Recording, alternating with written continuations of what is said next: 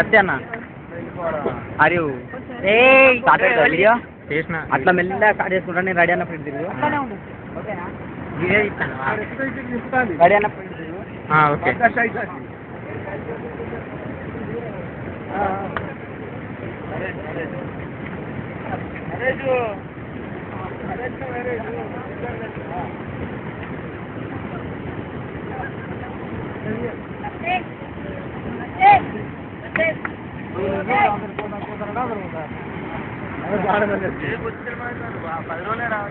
గూడె నుంచి